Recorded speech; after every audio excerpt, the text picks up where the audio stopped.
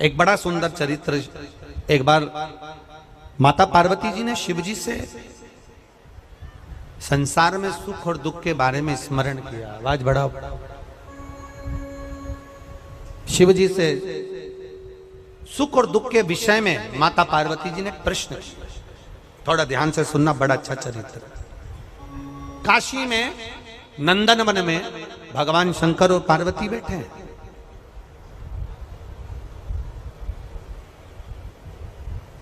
और नंदन वन में जब माता पार्वती और शिव जी बैठे थे तो पार्वती जी ने शिव जी से एक प्रश्न करा कि जीवन में सुख और दुख कितने विचित्र हैं, ये क्यों आते हैं? सुख मिला तो क्यों मिला और दुख मिला तो क्यों मिला? ये माता पार्वती जी ने शिव जी से प्रश्न किया। शंकर भगवान ने बड़े भाव से इस सुख दुख के चरित्र का वर्णन किया। शिव जी कहते हैं, सुनो पार्वती, मैं तुम्हें एक चरित्र सुनाता हूं।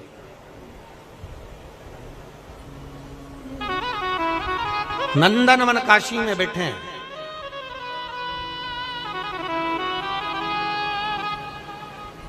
और नंदनवन काशी में बैठकर भगवान शंकर पार्वती जी से कर मैं तुम्हें एक चरित्र सुनाता हूं।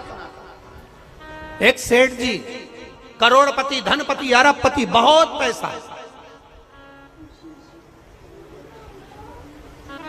दुनिया का सारा ठाठ सेठ जी के पास में, दुनिया का सारा वैभव सेठ जी के पास में, करोड़ों का धन सेठ जी के पास में, गाड़ी बंगला सब कुछ सब दिया परमात्मा ने, बहुत दिया। पर सेठ जी कंजूस थे और उन्होंने अपनी जिंदगी में आज तक एक चवन्नी का दान नहीं किया, कभी किसी को एक गिलास पानी नहीं पिलाया। रिश्तेदार भी अगर आ जाएं तो वो पानी ना पिलाए, भोजन ना कराए, तो रिश्तेदारों ने आना भी बंद कर दिया, कोई नहीं आता, कभी दान नहीं करा। और उसके यहाँ का नियम था, सेठ जी के 3 बेटे, सेठ जी के तीनों बेटों में से 2 बेटों की शादी हो गई, एक बेटा कुंवारा था, सबसे छोटा वाला। छोटे बेटे की शादी होना थी, सेठ जी ने संबंध देखा और बच्चे का विवाह करा। छोटी बहू घर के अंदर आ गई। छोटी बहू आई तो घर की जो जेठानियां थी, दोनों जेठानियों ने छोटी बहू को अपने कमरे में बिठाया और बिठाकर समझाया, सुनो,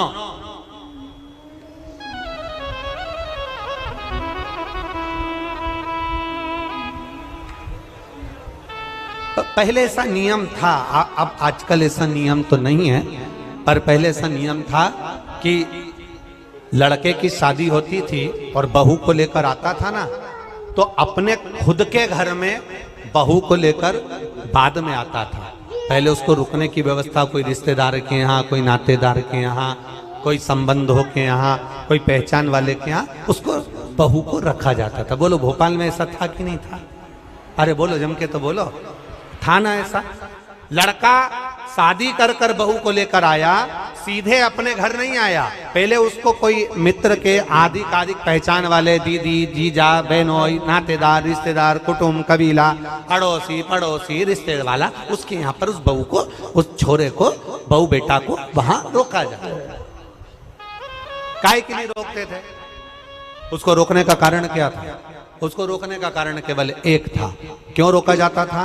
केवल एक कारण से कि बहू जब वहां पर आए तो उसको हमारे घर के बारे में हमारे रिश्तेदार सब बता दें कि तुम्हारी सास ऐसी है, तुम्हारे ससुर ऐसे हैं, तुम्हारा देवर ऐसा है, तुम्हारा जेठ ऐसा है, तुम्हारा परिवार ऐसा है। अब जो छोटी बहू आई है तो दोनों जेठानियों ने उससे मिला और मिलकर कहा, सुनो, हमारे ससुर का एक नियम बड़ा प्रबल है, उसको याद रखना। हमारे ससुर का नियम बड़ा तेज है, उसको याद रखना। कौन सा नियम? छोटी बहू ने पूछा कि तुम्हारे यहाँ का नियम क्या है? तो हमारे ससुर का एक नियम है, कभी जिंदगी में अगर घर में रहना है तो दान बिल्कुल, बोलो बोलो जम के बोलो, नहीं करना। एक रोटी का भी दान मत करना। अगर डब्बे में रोटी बच जाए तो दूसरे दिन उस रोटी को मिक्सर में पीस के चूड़ा बना के खा जाना, पर गाय को भी मत देना। ये हमारे ससुर का नियम।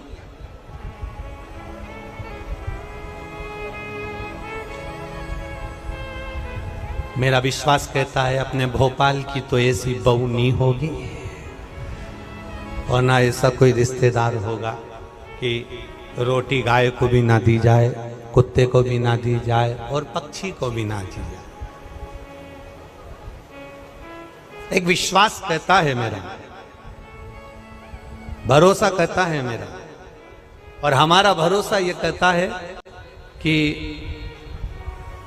सनातन धर्म में ऐसा कोई व्यक्ति नहीं जो गौ माता को एक रोटी ना देता हो, सब देते हैं। सनातन धर्म में ऐसा कोई, हम दूसरे की कोई बात नहीं कर रहे, हमें अपने घर से मतलब है, हमें अपने घर से। कई लोग आपको मिलेंगे, कई लोग आपको कहने आएंगे, वो दूसरे की बात करेंगे कि उन्होंने ऐसा कर दिया, उन्होंने वैसा कर दिया। हमें दूसरे धर्म से कोई मतलब नहीं, हम अपना घर देखें ना पहले। आज के समय में लोग अपना घर देख नहीं रहे, अपना सनातन धर्म देख नहीं रहे और दूसरे धर्म से मतलब रखे तो क्या मतलब उसका। हमें अपने से मतलब है, अपना घर हम देखें, अपना परिवार हम देखें। कहा हमारे यहां का नियम है, एक रोटी भी गाय को ना जाए, एक रोटी भी कुत्ते को ना जाए, जरा सा भी दान नहीं करोगे। छोटी बहू से कहा नियम याद रखना। छोटी बहू ने मन में सोचा मेरे पिताजी तो हमेशा कहते थे कि दान करो, धर्म करो, साथ जाएगा। दान करोगे साथ जाएगा, रोटी खिलाओगे साथ जाएगा, किसी को पानी पिलाओगे साथ जाएगा। ये बाकी का तो सब यहीं छूट जाएगा। बाकी का जो तुमने दान धर्म पुण्य करा, कथा सुनी, स्मरण करा, कीर्तन करा, मंत्र जाप करा, दान दिया, यही तो साथ जाएगा। अब इस छोटी बहू के पिताजी ने ये समझाया था और ससुर जी कह रहे कि एक अन्न का दान नहीं होना चाहिए, 1 रुपया दान नहीं होना चाहिए। बड़ी बड़ी ठीक है, जाई विधि राखे राम, वो जम के बोला करो जरा, ताई विधि रही। हम तुमसे बार बार इसलिए बुलवाते हैं कि तुम्हारे पास में कोई बैठी हो और वो कर रही हो तो तुम उसके पास में बैठकर कम से कम बोल तो दो। जैसे ही बोलोगी वो भी जाग जाएगी, थोड़ी बहुत तो उठ ही जाएगी। अब छोटी बहू ने कहा ठीक है, जाई विधि राखे राम, ताई विधि, और सीताराम सीताराम सीताराम कही चालू। बहू रहने लगी। 4 महीने बीते, बहू छज्जे में कपड़े सुखा रही थी, गैलरी में कपड़े सुखा। नीचे एक भिखारी आ गया, उसने आवाज लगाई, 3 जन्म से कुछ नहीं खाया है, भूखा हूं, भोजन दे दो। क्या बोला वो? कितने जन्म से? 3 जन्म से कुछ नहीं खाया है, भूखा हूं, भोजन दे दो। बहू कपड़े सुखा रही थी, उसकी आंख में आंसू भर गए। हमारा नियम है, हमारे ससुर का नियम है, दान नहीं कर सकते। अब बोलूं तो बोलूं क्या इसमें? छोटी बहू अपने पिता के संस्कारों को छोड़ ना पाई और ऊपर कपड़े फटकते फटकते, कपड़े को जब पानी से निचोड़ते हैं, निचोड़ कर सूखने डालते हैं, एक बार फटक देते हैं। फटकने का मतलब ये होता है कि पानी झड़ जाए से मतलब नहीं होता। फटकने का मतलब ये होता है उसमें जो सल हैं वो अच्छे हो जाए। फटका, और फटकते समय तार पर गैलरी में कपड़ा डालती डालती बोली,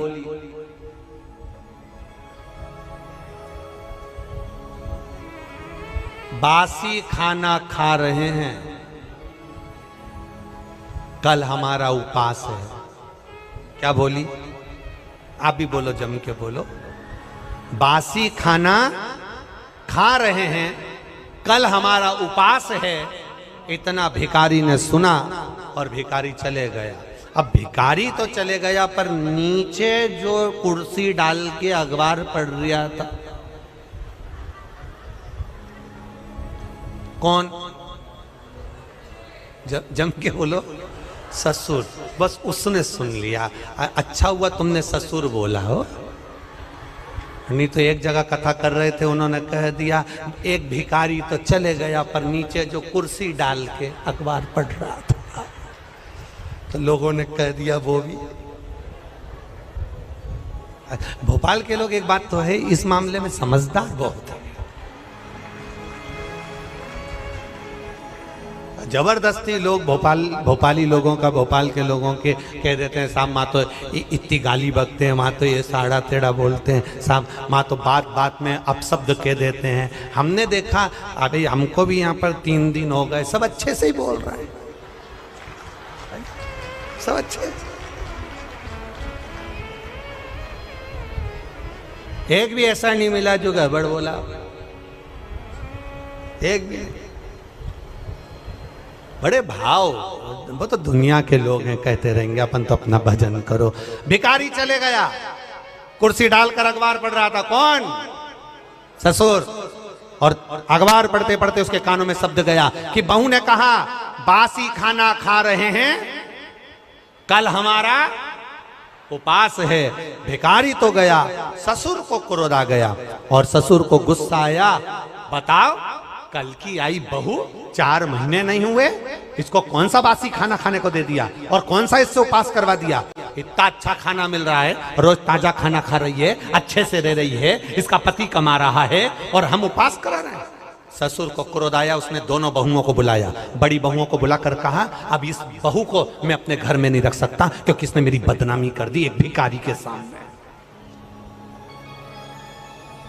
मेरी बदनामी कर दी है भिखारी के सामने।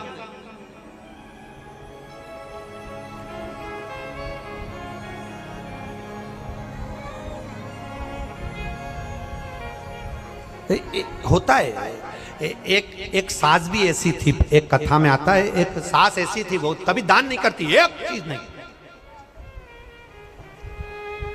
कुछ नहीं दान करे। और पड़ोसी के यहां बैठी थी और उसकी बहू बड़ी धर्मात्मा थी, वो पड़ोसन के यहां बैठी थी। भिखारी आया, भिक्षा मांगते मांगते इसके घर गया, बहू से कहा भिक्षाम देही। बहू ने तुरंत उठाकर एक कटोरी आटा भरकर उसको दे दिया। अब ये भिक्षा मांगते मांगते पड़ोसन क्या गया, ये भी वहीं ओटले पे बैठी थी सास भी। इतने में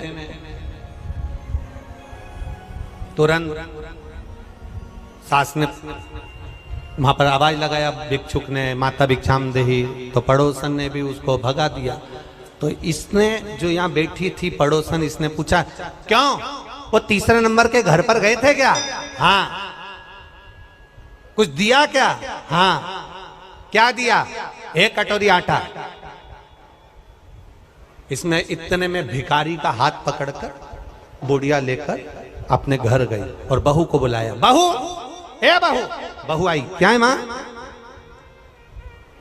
तूने भिखारी को 1 कटोरी आटा दिया? हाँ। किससे पूछ के दिया? किसी से नहीं, अपना घर है, दान करना चाहिए। इतने में सास को गुस्सा आया और भिखारी से कहा, भिक्षुक से कहा, तुमने मेरे घर से आटा लिया? हाँ। वापिस दो।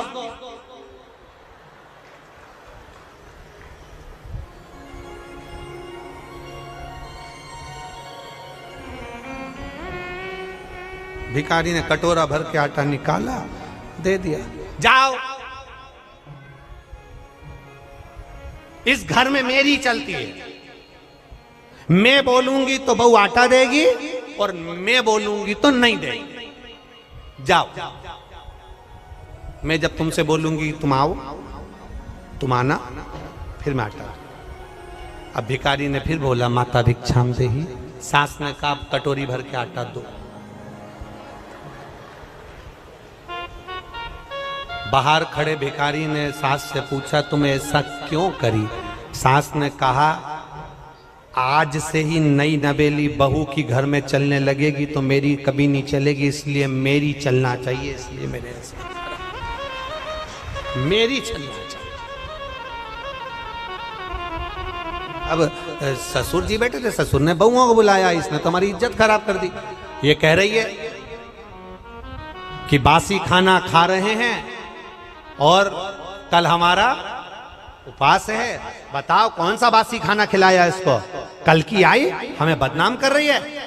अब तुरंत ससुर ने पत्र लिखा और समधी जी को भेजा, आप अपनी लड़की को लेकर चले जाओ क्योंकि ये हमें बदनाम कर रही है, ऐसी लड़की हमें नहीं रखना, हम इसको ताज़ा खाना खिलाते हैं, ये बासी खाना खाने की बात करती है। एक भिखारी को इसने ऐसा ऐसा बोला है।